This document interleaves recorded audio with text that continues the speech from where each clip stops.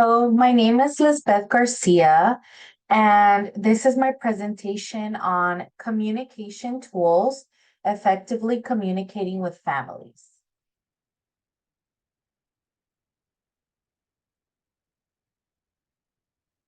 So why is communicating with families important?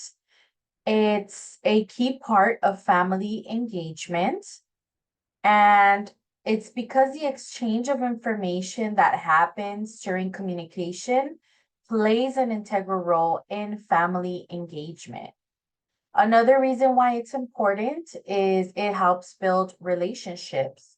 Reciprocal communication paves the way for building relationships through exchanged information and the developed understanding that happens when communication is reciprocal between all stakeholders involved, so program staff, um, and families, parents, guardians. Another reason why it's essential to communicate with families is because it makes for better educational outcomes. Communication builds relationships that lead to greater educational results. So, better learning results for children and also better future learning results for children.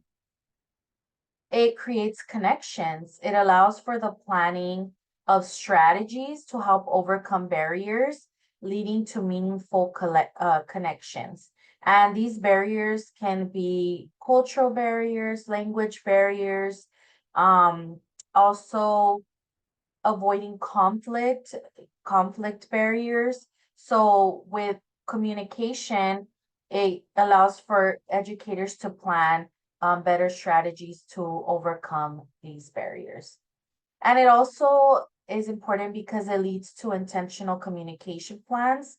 So it allows for the design of effective, individualized future communication plans with families. By communicating with families, we can then plan for future strategies, design plans that are going to be more effective.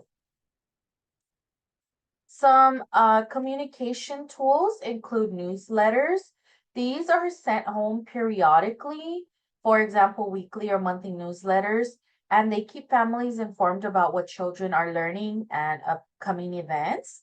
They may contain learning standards and objectives, classroom happenings, important reminders and requests, resources, tips for supporting learning at home, and parent involvement opportunities.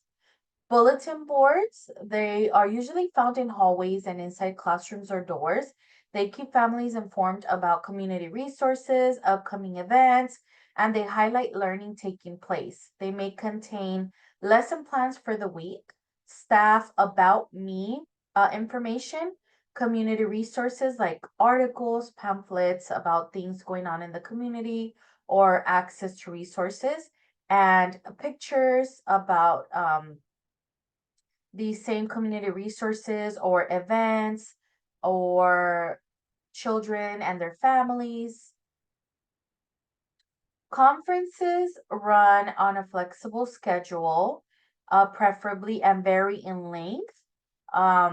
So they support children's learning via a homeschool connection, and they reinforce relationships and engagement via the sharing of child information and establishment of goals.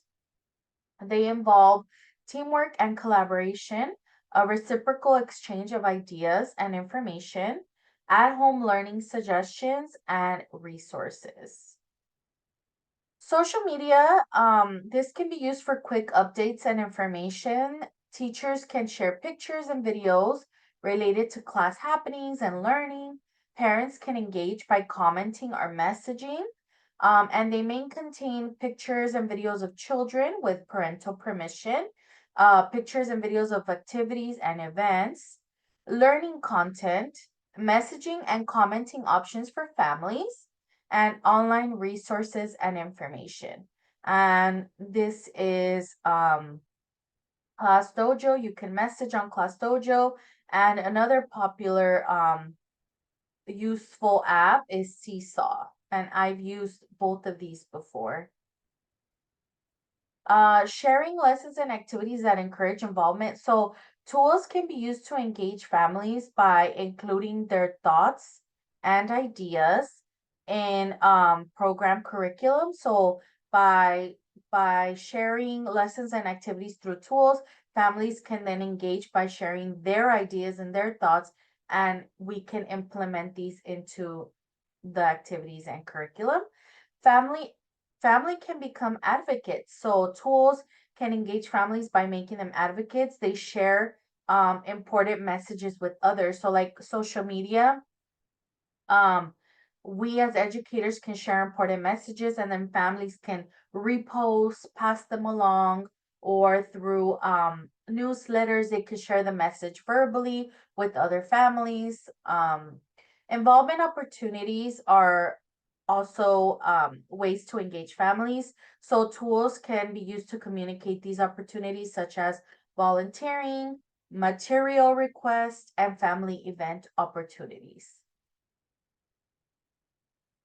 So it's important to build a positive line of communication before before possibly having to communicate any challenging or difficult information with families. And this is because by building a reinforced and relationship and established relationship, that's two-way communication with families, then comes some trust with those relationships. It's a strong staff family relationship that is built on trust. And then, like I said, well-established relationship is built over time through these communication tools, and also positive results. So positive communication leads to positive results. As far as trust, um, parents and parents and teachers trust each other's suggestions, and then they trust what the program has to offer. Well-established relationships lead to families and teachers approaching concerns as a team, and it becomes easier to approach concerns together as a team. Positive results lead to the ending of disagreements and the maintaining of relationships.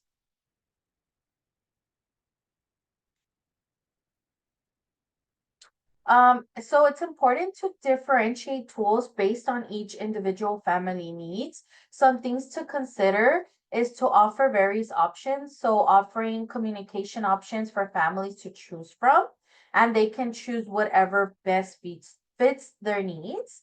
So some families may prefer one over the other or some over others, depending on their time, resources, abilities, culture, etc. It's important to consider pros and cons. Every communication tool has its pros and cons, so it's important as an educator to consider these when choosing which to use for each family. It's like I said in the previous slide, it's important to consider the family's time, language, resources, culture, and background. Family schedules differ. Some families may prefer a more detailed newsletter, for example, while others prefer a quick social media update. Language, families have their preferred language. Some may need translation services. So we can include visual cues or color code as necessary to help. Uh, Families have different resources. Consider financial circumstances. And here's where we can use community resources as needed.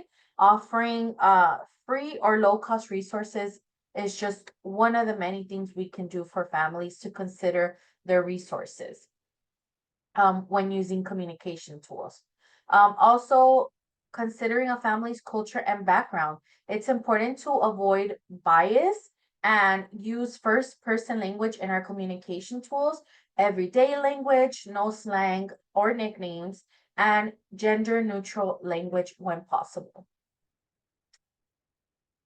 And here is a quote by educator Julia Thompson in Education Week Teacher. Uh, And it is when parents or guardians and teachers work together, well, everyone wins. And this is a quote that spoke to me because it is, I believe it to be true, and I agree that when there's those family relationships, everyone involved wins, all stakeholders win. And this includes families and teachers, but most importantly, the children that we work with.